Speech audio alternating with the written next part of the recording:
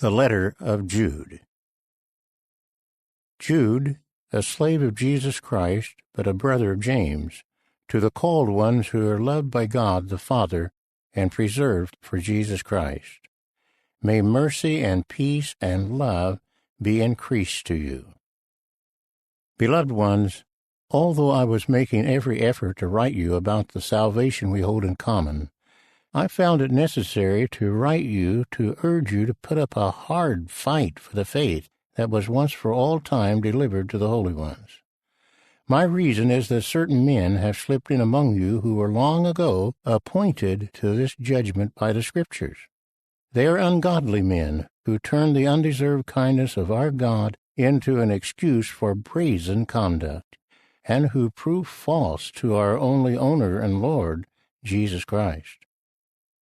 Although you are fully aware of all of this, I want to remind you that Jehovah, having saved the people out of the land of Egypt, afterward destroyed those not showing faith.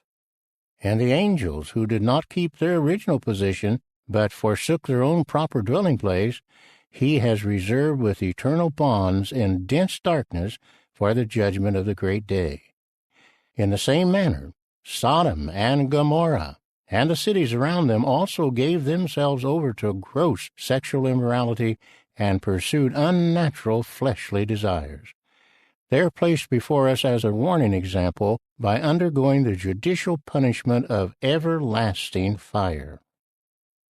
Despite this, these men, too, are indulging in dreams, defiling the flesh, despising authority, and speaking abusively of glorious ones.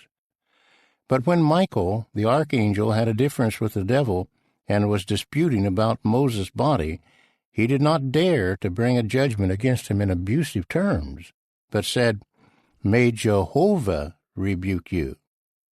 But these men are speaking abusively about all the things they really do not understand, and in all the things that they do understand by instinct, like unreasoning animals, they go on corrupting themselves.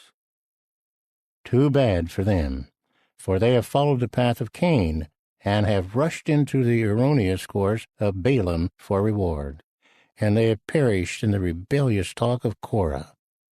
These are the rocks hidden below water at your love feasts while they feast with you, shepherds who feed themselves without fear, waterless clouds carried here and there by the wind, fruitless trees in late autumn, having died twice and having been uprooted, wild waves of the sea that cast up the foam of their own shame, stars with no set course, for which the blackest darkness stands reserved forever. Yes, the seventh one in line from Adam, Enoch, also prophesied about them when he said, "Look, Jehovah came with his holy myriads, to execute judgment against all, and to convict all the ungodly concerning all their ungodly deeds that they did in an ungodly way, and concerning all the shocking things that ungodly sinners spoke against him."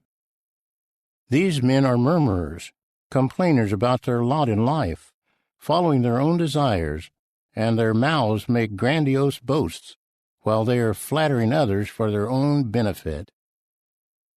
As for you, beloved ones, call to mind the sayings that have been previously spoken by the apostles of our Lord Jesus Christ, how they used to say to you, "In the last time there will be ridiculers, following their own desires for ungodly things." These are the ones who cause divisions, animalistic men, not having spirituality.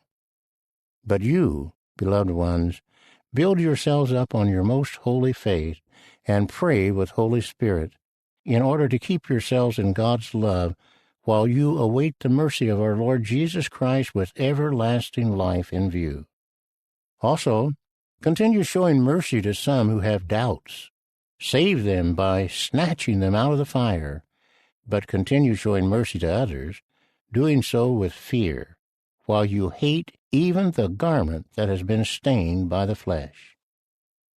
Now to the one who is able to guard you from stumbling and to make you stand unblemished in the sight of his glory with great joy, to the only God, our Savior, through Jesus Christ our Lord, be glory, majesty, might, and authority for all past eternity, and now and into all eternity. Amen.